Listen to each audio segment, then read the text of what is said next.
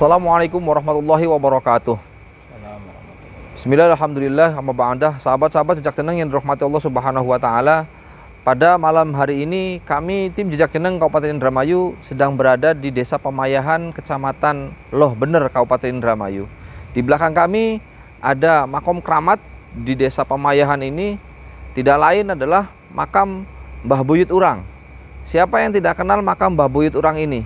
Nah, lantas bagaimana kisah sejarah dari Mbah Buyut Urang? Apakah karomahnya beliau? Apakah beliau ini merupakan tokoh alim ulama ataukah tokoh yang sakti mandraguna, bahkan tokoh pendekar yang konon diberitakan di media sosial? Kita akan menelisik sejarah Ki Buyut Urang. Namun sebelum kita menelisik sejarah Ki Buyut Urang ini, kita sapa bersama Ustadz Syarif Maulana Rohman selaku praktisi tim Jejak Ceneng Kabupaten Indramayu, dan akan melihat ada makhluk-makhluk apa saja yang berada di sekitaran makom Ki Buyut Urang ini. Tentu banyak masyarakat khususnya di sekitaran makom Ki Buyut Urang ini melihat sosok-sosok makhluk yang sering menampakkan diri. Nah, makhluk-makhluk apa saja nanti kita akan tanya kepada praktisi kami tim Jejak Ceneng Kabupaten Indramayu, sekaligus melihat di mana lokasinya agar kita khususnya masyarakat di Desa Pemayahan ini bisa merasakan kenyamanan ketika masuk untuk berziarah di makam Mbah Buyut Urang ini. Assalamualaikum Pak Ustadz. Mohon dijelaskan Pak Ustadz, ada sosok makhluk apa saja di sekitaran Mbah Buyut Urang ini? Karena konon ketika masyarakat melewati jalur di makam Mbah Buyut Urang ini sering terlihat penampakan-penampakan makhluk. Nah, ada makhluk-makhluk apa saja Pak Ustadz? Assalamualaikum warahmatullahi wabarakatuh. Sahabat-sahabat, kita langsung saja ke situasi yang ada di sini. Ketika kita hendak masuk ke sini, itu ada sosok perempuan yang rambutnya panjang sekali, Dia juga bertaring. Entah itu sosok kuntilanak atau apa ya, tapi yang jelas dia yang sering mengganggu ketika orang yang hendak melewati jalur ini. Dan saya melihat ada di sini ada sebuah pusaka yang selalu terbang di sini.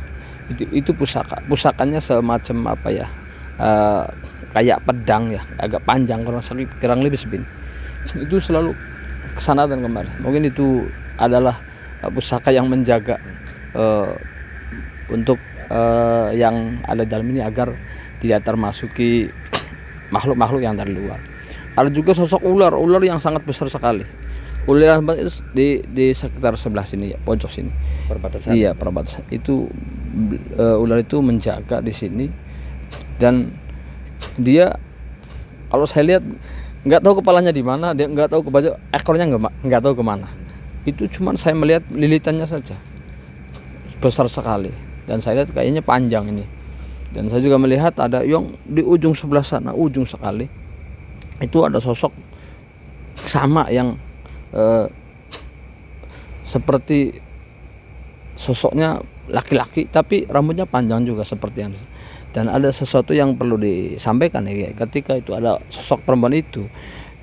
Sosok perempuan itu adalah sosok yang ketika ada orang yang hendak berziarah ke sini meminta kepada Allah, dia yang selalu membisiki agar hatinya berbelok arahnya. Makanya kalau kita mau ke makom beliau, mau mencari wasilah ya untuk mendapat ridho Allah dengan tujuan gitu ya agar tercapai, itu hati-hati. Kalau dari rumah bismillah diniati karena Allah, karena ada yang menghalangi. Kita ke makom-makom kubit-kubit yang lain, mungkin ini baru menemuinya sosok perempuan ini yang siap untuk menghadang, untuk membelokkan hati yang menyesatkan ya. Iya, menyesatkan seperti itu ya.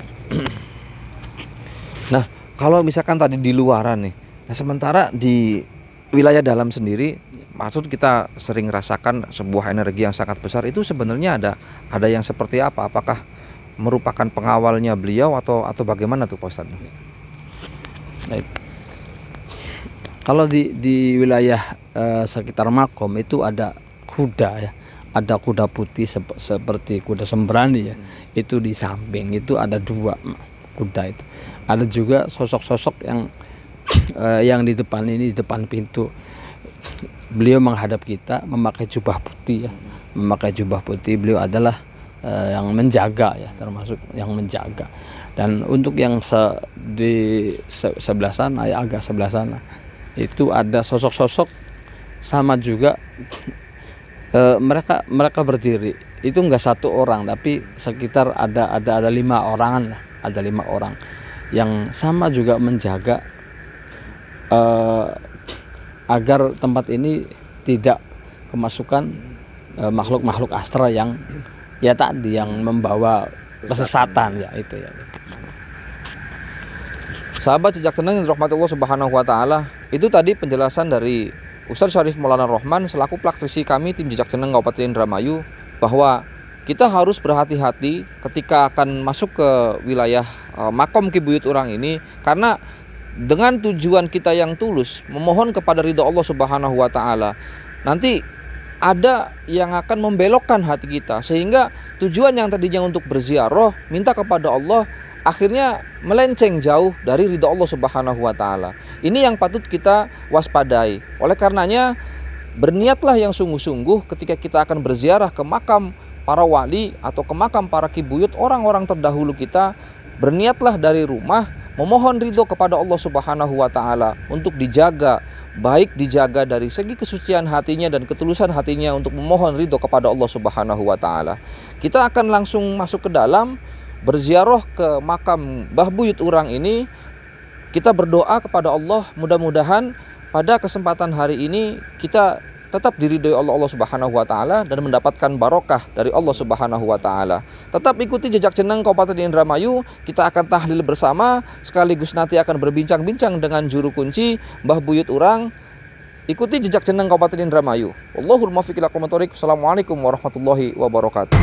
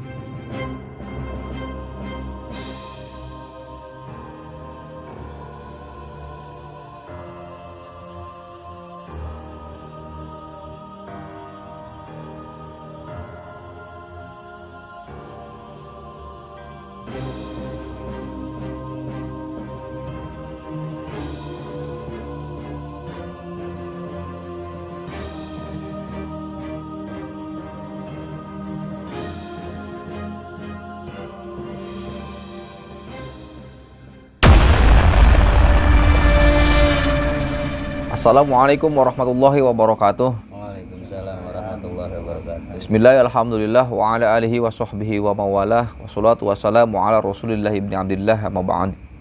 Sahabat-sahabat sejak jeneng yang dirahmati Allah subhanahu wa ta'ala, alhamdulillah kami tim Jejak Jeneng Kabupaten Indramayu sudah melakukan doa bersama memohon ridho kepada Allah subhanahu wa ta'ala agar kegiatan kita pada malam hari ini berjalan dengan baik dan tidak ada halangan satu apapun, dan yang paling utama adalah memohon ridho untuk bisa melakukan penelitikan yang kami lakukan di Kibuyut Urang ini.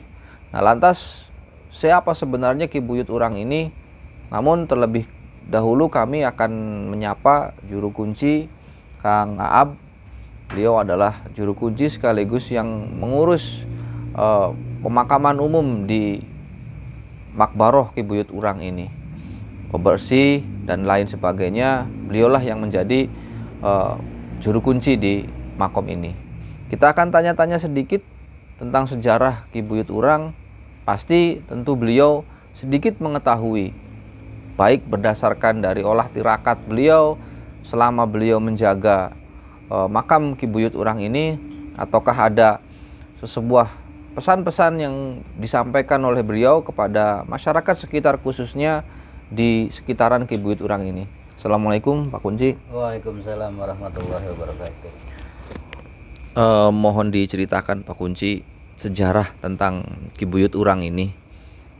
Bagaimana kisahnya, terus kemudian yang Pak Kunci ketahui tentang beliau Kibuyut Urang ini, asli namanya itu siapa, terus dari mana, berdasarkan apa yang dilakukan oleh Pak Kunci, terus apakah ada pesan-pesan untuk masyarakat sekitar tentang hal-hal yang lain di Buyut Urang ini. Assalamualaikum warahmatullahi wabarakatuh. Alhamdulillahirrahmanirrahim. Alhamdulillahirrahmanirrahim. Tentang sejarah atau silsilah atau apa kan namanya itu? Ya, sejarah. Sejarah ya.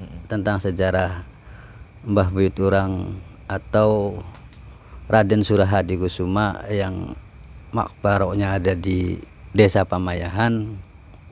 Mungkin saya sebagai pengurus atau juru kunci, saya tidak bisa menceritakan secara mendetail karena dikhawatirkan berbeda versi bahkan bisa menjadi acuan kesalahpahaman. Jadi untuk menghindari semua itu, ya lebih baik bertemu langsung sendiri dengan beliau, atau bahasa itunya apa itu kan, interaksi apa bagaimana? Interaksi ya. Lebih bagusnya berinteraksi dengan beliau. Nah, tentang siapa beliau, Mbah Buyut Urang itu, kalau menurut versi saya, beliau itu waliullah syekh. Dari mana beliau? Sependek pengetahuan saya, beliau itu ada 3 versi. Yang kebanyakan di masyarakat itu beliau itu dari Cirebon, begitu. Ya mungkin itu kan. Ya. Baik sahabat Jejak Jeneng yang dirahmati Allah subhanahu wa ta'ala, itu tadi sekilas tentang sejarah Kibuyut Urang. Memang Pak Kunci sendiri tidak mau menceritakan secara mendetail tentang kisah beliau karena yang dikhawatirkan akan ada perbedaan pendapat, dan ini yang menjadi pemicu. Nanti ada pemicu kontroversial dan lain sebagainya. Oleh karenanya kita akan coba tanya hasil penelitikan pada malam hari ini pada praktisi kami tim Jejak Jeneng Kabupaten Indramayu yang berinteraksi dengan metode kebatinan yang dilakukan oleh Kang Ustadz Syarif Maulana Rohman. Apa informasi yang didapat dan bagaimana kisah sejarah tentang beliau. Nah, apakah ada perbedaan ataukah memang ada kesamaan? Tadi beliau berasal dari Cirebon dan lain sebagainya. Kita akan tanya langsung kepada praktisi kami tim Jejak Jeneng Kabupaten Indramayu, Kang Syarif Maulana Rohman. Assalamualaikum Pak Ustadz. Mohon diceritakan Pak Ustadz kisah sejarah Ki Buyut Urang ini berdasarkan penelitikan yang dilakukan oleh panjenengan.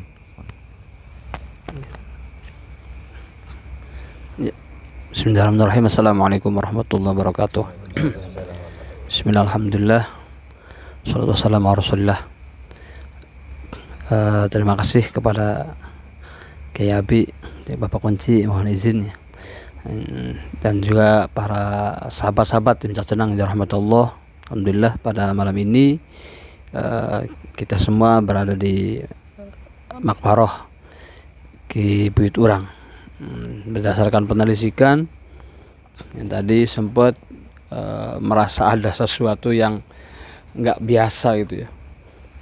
Ketika saya berada di depan makom beliau, ada sesuatu kayak kejadian yang aneh, berasa lama gitu ya, sangat lama gitu. Bahkan kalau dibilang hampir putus asa karena nggak ditemuin gitu ya. Bahkan sampai ada kejadian yang aneh ketika saya diputer sampai dari ketika saya menghadap ke makom beliau sampai ke arah timur, sampai ke selatan, ke barat, sampai ke menghadap lagi. Ternyata itu ada maknanya menurut beliau. Kalau pengen ditemuin maka harus ada usaha yang serius gitu ya. Harus ada yang serius. Beliau setelah perjalanan panjang itu akhirnya beliau bercerita. Saya bertanya asal usul dari mana, beliau bercerita bahwa saya itu berasal dari antara Jawa dan Cirebon. Jawanya Jawa, wilayah Jawa Wetan sana ya. Beliau mengatakan seperti itu. Ayahnya itu senang berkelana, melakukan perjalanan panjang dan singgahlah di wilayah Cirebon. Entah ceritanya bagaimana, beliau langsung bercerita seperti itu. Akhirnya ayahnya mendapatkan istri, jodoh lah, dari kalangan wilayah keraton. Dia beristri, mungkin karena ini asumsi saya ya, karena beliau adalah orang sakti. Ayahnya adalah seorang orang sakti. Beliau juga bercerita bahwa ayah saya itu adalah masih turun kerajaan, masih darah kerajaan gitu. Ketika ke Cirebon, ya terlihat nampak kesaktian beliau gitu. Dan memperistri anak seorang raja wilayah Cirebon. Dan setelah itu berjalan rumah tangga, akhirnya dari pasangan Jawa Cirebon ini lahirlah seorang anak gitu. Yang menurut beliau itu adalah beliau. Di ketika usianya yang sakit kira-kira 5 tahunan gitu ya, 5 tahunan itu menurut beliau, ya mohon maaf ya, bukan lagi menceritakan tentang keburukan beliau, artinya apa yang beliau sampaikan itu, beliau itu kenakalannya luar biasa gitu Di masa kecil. di masa, artinya di luar kenakalan anak-anak biasa gitu, sehingga ini benar-benar apa ya, menguji kesabaran orang tua, sehingga sampai orang tuanya nggak mampu karena membuat ulahnya, benar-benar bikin ulah ribut di wilayah. Dan akhirnya beliau langsung diberi hukuman di usia yang segitu gitu ya.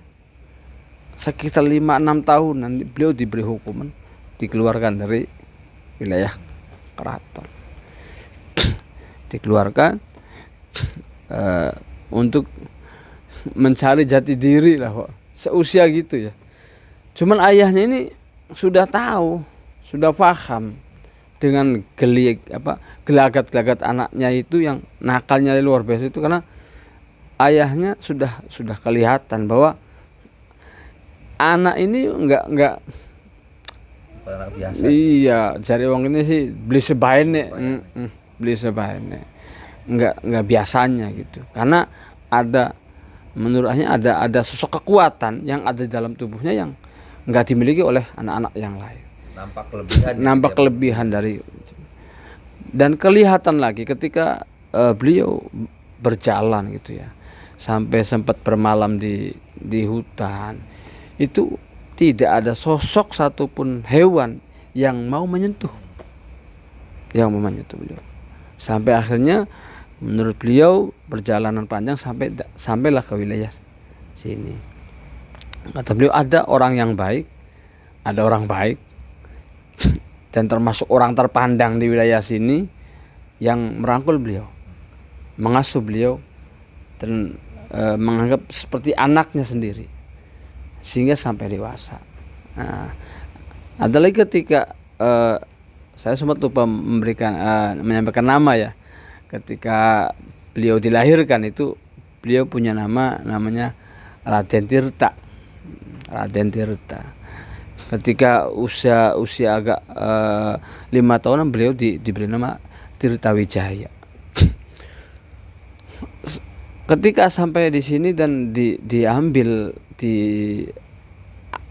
sebagai anak oleh orang yang di wilayah sini ya, orang-orang yang terpandang itu, nampak tetap kesaktian sambil nampak. Malah nampak terlihat. Iya, nampak sekali. Banyak orang-orang yang lihat keanehan-keanehan itu menurut beliau seperti bermain air seperti itu. Kadang-kadang ketika beliau begini saja, itu air tuh keluar dari bawah tuh keluar. Itu keanehan-keanehan. Air yang jalan pun, air yang sedang mengalir itu ketika beliau itu sempat airnya bisa berhenti. Dari mulai anak-anak sudah kelihatan kesaktian beliau. Ketika dewasa, akhirnya dinikahkan dengan putrinya orang yang mengangkat sebagai anak tadi, dan istrinya itu bernama Nyai Pemayahan, wallahu alam ya, ya Nyai Pemayahan, atau disebut dengan Nyai penyebutan lainnya itu Nyai Siti Jumenah. Nyai Siti Jumenah. Beliau kesini sekitar tahun 1700-an, nggak tahu masanya siapa ya, itu kata beliau 1700-an. Nah dari pernikahan itu lahirlah seorang anak, dan beliau pesantrenkan di wilayah Cirebon. Cuman perjalanan waktu ada kesaktian beliau yang membuat gempar, khususnya wilayah Indramayu ya, sampai ke wilayah-wilayah kota yang lain, terutama di pengobatannya. Sampai nama beliau ini sampai masyhur di wilayah Pasundan, sehingga banyak orang-orang yang berobat ke beliau, terutama wilayah Pasundan, karena saking dekatnya beliau. Itu beliau dianggap sebagai orang tua saya, buyut urang. Kurang itu saya. Iya, uang tua kita. Tapi itu orang Sunda. Dan mungkin ya itu saya bertanya, gimana awal-awal dinamakan buyut urang? Apakah dengan kesaktiannya beliau atau siapa namanya? Ki Surahadi Kusuma, Buyut Surahadi Kusuma. Kata beliau ya bukan itu. Kata beliau karena banyak orang wilayah Sunda yang kesini berobat yang seperti dianggap seperti anak gitu, karena saking beliau itu karena punya sifat nggak membeda-bedakan gitu. Siapa datang ke sini ya beliau anggap seperti anaknya sendiri, sehingga orang-orang wilayah Sunda itu mengatakan Buyut Surahadi Kusuma adalah ya orang tua saya, buyut urang gitu. Buyut urang. Iya, buyut saya itu. Sampai orang-orang wilayah Sunda itu hampir mengatakan seperti itu. Makanya Nggak aneh kalau ada orang yang mengatakan Ki Surah Hati Kusuma adalah dari wilayah Sunda. Mungkin itu. Ini versi saya. Dan juga Ki Buyut Surah Hati Kusuma ini kesaktiannya sampai terdengar di wilayah Keraton Indramayu, Kerajaan Indramayu. Kalau menurut beliau itu sekitar Wiralodra kalau nggak salah antara kedua dan ketiga itu sudah ke Kerajaan Wiralodra ya, Wiralodra. Beliau sempat dipanggil ke sana dan menghadaplah ke Wiralodra dan diberikan kekuasaan.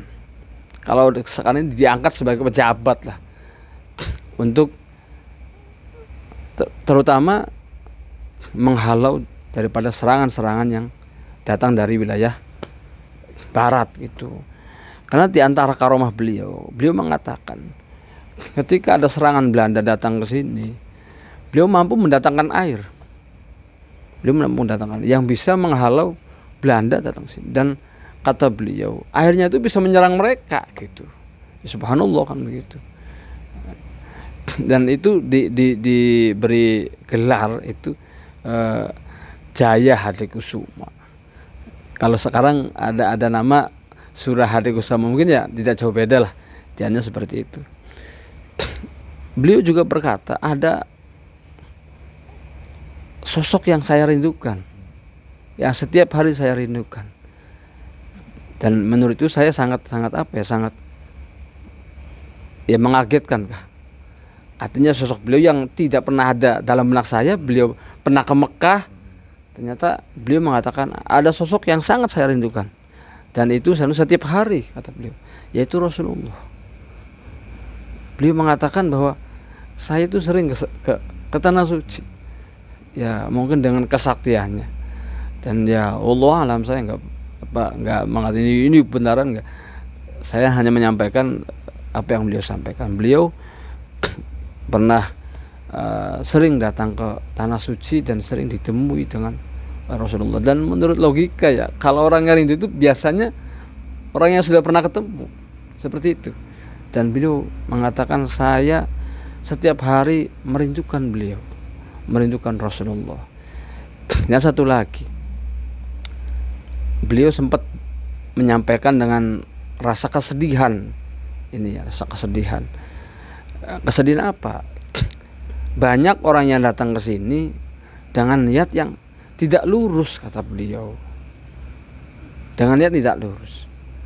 Sampai-sampai ada kabar yang beredar bahwa di sini ada kayak semacam pesugihan gitu. Pesugihan.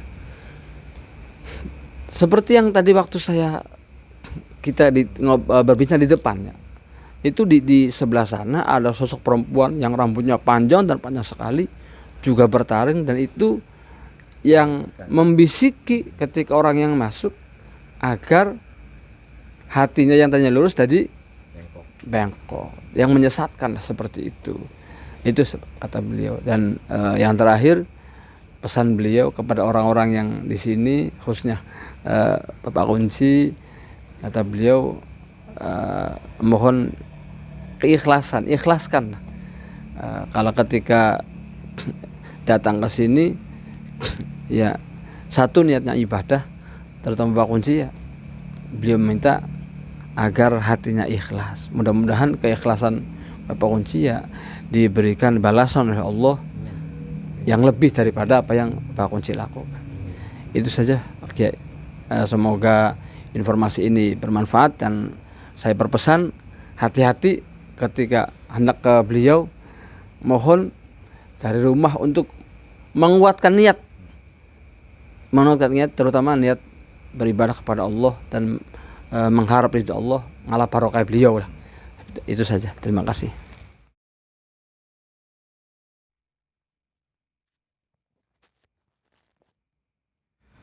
Sahabat Cicak Tenang yang dirahmati Allah Subhanahu wa taala, itu tadi penyampaian hasil penelusuran pada malam hari ini bahwa Ki Buyut Urang itu berasal dari daerah yang memang dari Cirebon.